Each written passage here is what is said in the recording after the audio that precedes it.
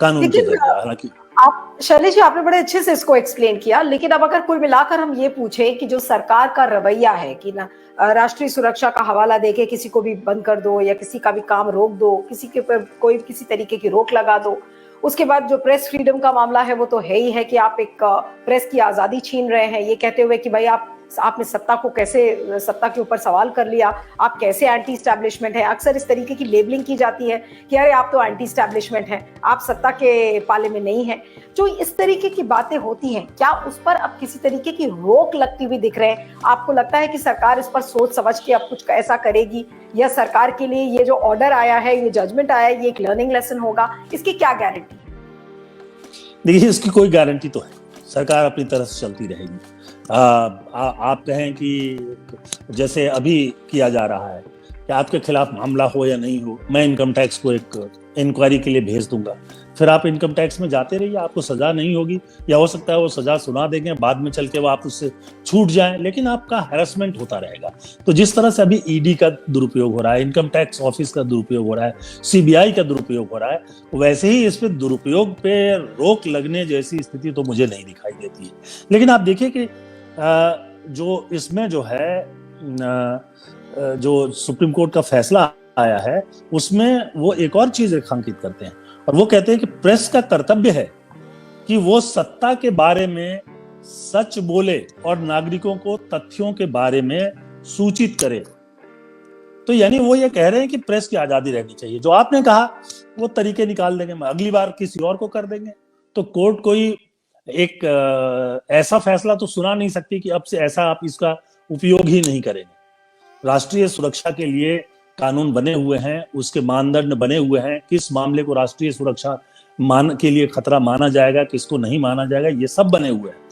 तो लेकिन वो फिर लाके रख देंगे कि ठीक है, कोर्ट से छूट जाओगे तो छूट जाओगे। अभी आप देखिए कि ये मामला भी सरकार जिस तरह से गलती बार बार करती है, इस ऑर्डर में कहीं ऐसा कोई पनिशमेंट का जिक्र नहीं है। मैंने जितने आर्टिकल्स पढ़े, मैंने नहीं देखा, एक्सेप्ट कि उनकी जो लाइसेंस है डाउनलिंकिंग की और अपलिंकिंग की, वो बहाल हो जाएगी, शायद वो चैनल चल पड़ेगा।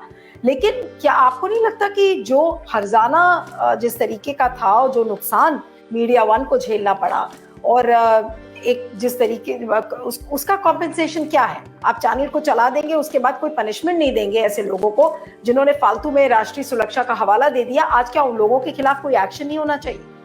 किस तरीके की पेनल्टी होनी चाहिए ताकि एक डेटरेंट बने, चीजें दोबारा ना हो? ये तो हमारा जो कानून व्यवस्था है उसकी सबसे बड़ी कमजोरी है कि अगर किसी ने फैसला ले लिया है, नहीं कर सकता था। अगर ऑर्डर में ही वो पेनल्टी की भी बात करता तो क्या वो एक कोर्ट कैसे करेगा? जब कोर्ट को ये अधिकार होगा तभी तो करेंगे। कोर्ट्स को ये अधिकार नहीं है। कुछ मामलों में है, ज्यादातर मामलों में नहीं है। कुछ मामलों में वो थोड़ा बहुत कर देते हैं, आप गलत मामला लेके आए हो, आपको 10, 20, 50 हजार, 1 लाख जुर्माना देना पड़ेगा। लेकिन इस मामले में, इस तरह के मामलों में कोई विशेष अधिकार नहीं है कि उनका जो नुकसान हुआ उसकी भरपाई सरकार करे। इस मामले में आप देखिए, मुझे लगता नहीं है कि चैनल को बंद किया गया था, क्योंकि मेरे पास जो है उसके हिसाब से 31 जनवरी को केंद्र सरकार ने जो है मीडिया वन पर रोक लगाने का फैसला किया था, और 15 मार्च 22 को जो सुप्रीम कोर्ट है उसने केंद्र सरकार के आदेश पर रोक लगा दिया था। यानी जो अभी मैंने चेक तो नहीं किया, लेकिन वो चैनल शायद चल रहा होगा। लेकिन बहुत सारे मामलों में लोग जो टूट जाते हैं, खत्म हो जाते हैं। बहुत सारे लोगों का जो अब सोशल मीडिया पर है, किसी आदमी को वो सुप्रीम कोर्ट तक कैसे जाएगा? मैंने सुना है कि सुप्रीम कोर्ट के कुछ प्रमुख वकील जो आजकल 50-60 लाख रुपए लेते हैं एक पेशी के लिए, तो ये तो बहुत संपन्न लोग होंगे, वही जा पाएंगे। तो इसलिए सुप्रीम कोर्ट को इस तरह के अधिकार नहीं। ये अधिकार तो संसद को देना पड़ेगा, यानी कानून बनाना पड़ेगा कि किसी को अगर सरकार हैरेस करती है तो उस पर क्या जुर्माना हो सकता है। अच्छा, अभी जो कानूनी स्थिति है, अब वो हर्जाना मांग सकते हैं, लेकिन उसको हर्जाने के लिए उनको दूसरा मुकदमा दर्ज करना पड़ेगा। इसी में वो फैसला नहीं आ सकता, ऐसी कोई व्यवस्था नहीं है, अब जहां तक मेरी जानकारी।